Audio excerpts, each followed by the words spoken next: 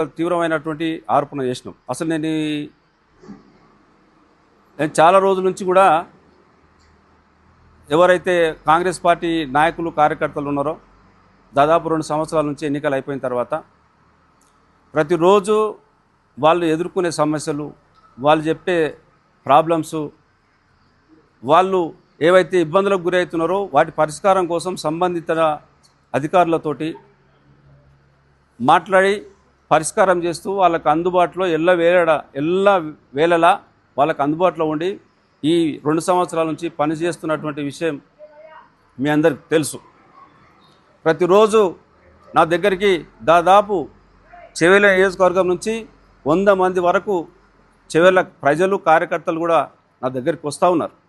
ప్రతిరోజు వస్తూ ఉన్నారు. వాళ్లకు నాతోని అయ్యేది ప్రభుత్వంతో మాట్లాడి, ప్రభుత్వ పెద్దలతో మాట్లాడి, అధికారులతో మాట్లాడి, మంత్రులతో మాట్లాడి వాళ్ళ సమస్యలను కూడా నేను ఈరోజు పరిష్కారం కోసం కృషి చేస్తూ ఉన్నా. చెవెల నియోజకవర్గాన్ని అభివృద్ధి చేయాలని చెప్పి నేను పనిచేస్తూ ఉన్నా. ఈ నియోజకవర్గంలో ఉన్నటువంటి కాంగ్రెస్ పార్టీ కార్యకర్తలకు, నాయకులకు న్యాయం చేయాలని చెప్పి ఈరోజు నేను పనిచేస్తూ ఉన్నా.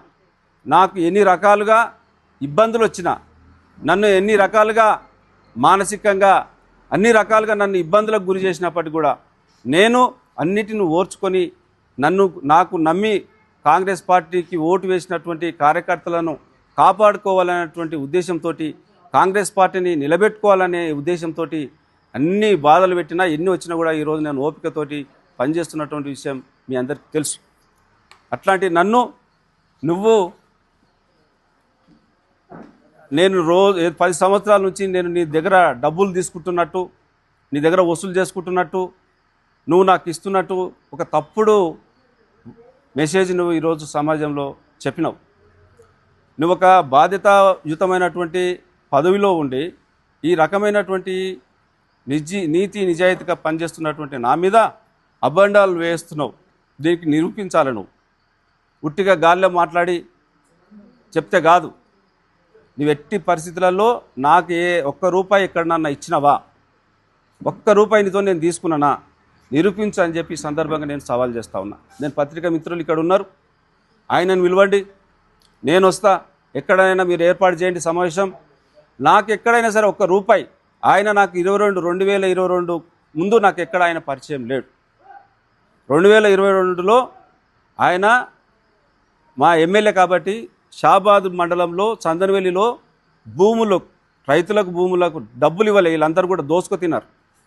వాళ్ళ డబ్బులు సగం డబ్బులు తీసుకున్నారు. ఇంకా వాళ్ళు ఉద్యమం చేస్తూ ఉన్నారు. కోర్టుల్లో కేసులు వేసిర్రు, కొట్లాడుతూ ఉన్నారు. వాళ్ళ తరపున అందరం పోయి అక్కడ ఆయనతోని మాట్లాడినాం. అదే పరిచయం తప్ప ఆయనకు నాకు ఎట్లాంటి వ్యక్తిగత సంబంధాలు లేవు, పరిచయం లేదు. అట్లాంటి నీ పార్టీ కాదు. అప్పుడు నీ పార్టీకి నేను ఎప్పుడు కూడా పనిచేయలేను. నేను పార్టీ నాయకుడు కాదు, నేను కార్యకర్తను కాదు, లేకపోతే నేను ఒకటే పార్టీలో పనిచేసింది కాదు, నేను ఒకటే మండలానికి సంబంధించిన వాళ్ళం కాదు. నీకు నాకు ఎట్లాంటి సంబంధం లేదు. కానీ నా మీద నువ్వు కావాలని తప్పుడు ఆరోపణలు చేసినావు. నీవు క్షమాపణ చెప్పాలి. క్షమాపణ చెప్పకపోతే నీకు షాబాద్ మండలంలో కాంగ్రెస్ పార్టీ కార్యకర్తలు, నాయకులు ఏ రకంగా అయితే బుద్ధి చెప్పిర్రో నీకు అట్లాంటి బుద్ధి చెప్పాల్సినటువంటి పరిస్థితి వస్తుంది. నువ్వు నా మీద చేసినటువంటి ఆరోపణలను నిరూపించు. నీకు దమ్ము ఉంటే, ధైర్యం ఉంటే, నీకు నిజాయితీ ఉంటే, నిజంగానే నువ్వు ఒక మనిషివి అయితే నీవు నా మీద చేసినటువంటి ఆరోపణలను నిరూపించు. లేదంటే చెవెళ్ళలో అంబేద్కర్ ముందల ముక్కు రాసి క్షమాపణ చెప్పు. లేకపోతే నేను ఈ విషయాన్ని కాంగ్రెస్ పార్టీ అధిష్టానాన్ని దృష్టికి తీసుకుపోతా. ఒకవేళ కాంగ్రెస్ పార్టీ అధిష్టానం దీని మీద చర్యలు తీసుకోకపోతే నువ్వు నియోజకవర్గంలో ఎట్లా తిరుగుతావో చూస్తా. షాబాదులో నీకు జరిగినటువంటి ఏదైతే కార్యకర్తలు, కాంగ్రెస్ పార్టీ నాయకులు, కార్యకర్తలు నీకు ఎట్లాంటి బుద్ధి చెప్పినరో నువ్వు ఎట్లా చెవెల నియోజకవర్గంలో తిరుగుతావో చూస్తా. ఎందుకంటే ఇన్ని రోజులు మా గౌరవ ముఖ్యమంత్రి రేవంత్ రెడ్డి గారి మీద చెప్పినటువంటి మాట మీద గౌరవంతో, వాళ్ళు చెప్పినటువంటి మాటల మీద ఏదైతే మాకు చెప్పారో దాని మీద గౌరవంతో ఈరోజు సైలెంట్గా ఉన్నా, నోరు మూసుకొని ఉన్నా.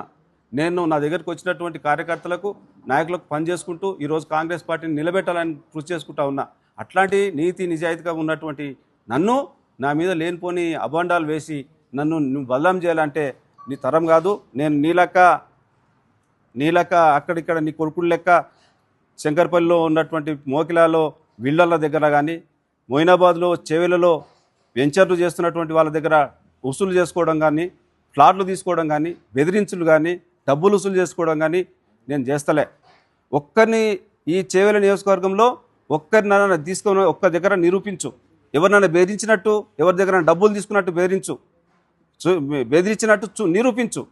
ఉట్టిగానే గాలి ఏదో బట్ట గాల్చి మీద వేస్తా అంటే ఊరుకునే ప్రసక్తి లేదు. నేను చెప్తా ఉన్నా, కాళయాదయ ఖబర్దార్.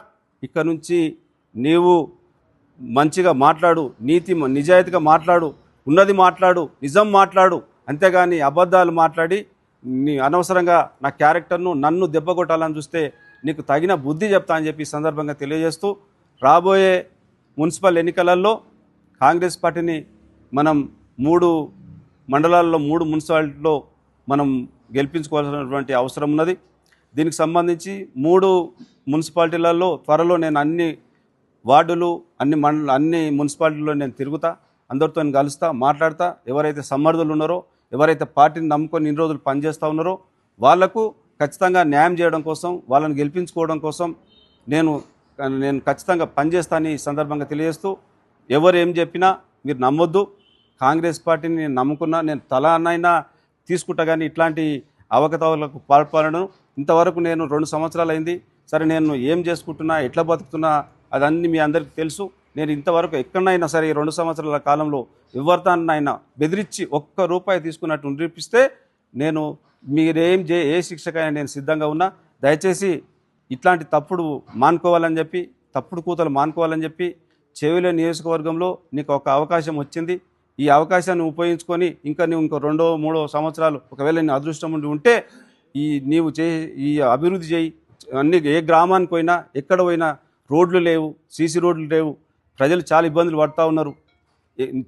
ఏ గ్రామానికి పోయినా రోడ్ల సమస్య ఉన్నది. నేను తిరుగుతూ ఉన్నా. ఈ సమస్యల కోసం నువ్వు పనిచేయాలని చెప్పి కోరుతూ, సరే మా పార్టీలో నీవే ఒప్పుకున్నావు. నేను బీఆర్ఎస్ పార్టీ అని చెప్పినావు. మరి అదంతా నీకే, నీ చిత్తశుద్ధికే నేను వదిలేస్తా ఉన్నా. రేపు రాబోయే కాలంలో నా గురించి కానీ, నా ఈ కార్యకర్తల గురించి కానీ తప్పుగా మాట్లాడితే ఊరుకునేలని తెలియజేస్తూ, ఈ యొక్క పత్రికా సమావేశానికి వచ్చినటువంటి మీ అందరికీ, నాయకులకు అందరికీ కూడా ఈ సందర్భంగా ధన్యవాదాలు, కృతజ్ఞత తెలియజేసుకుంటూ ముగిస్తా ఉన్నా. జై కాంగ్రెస్.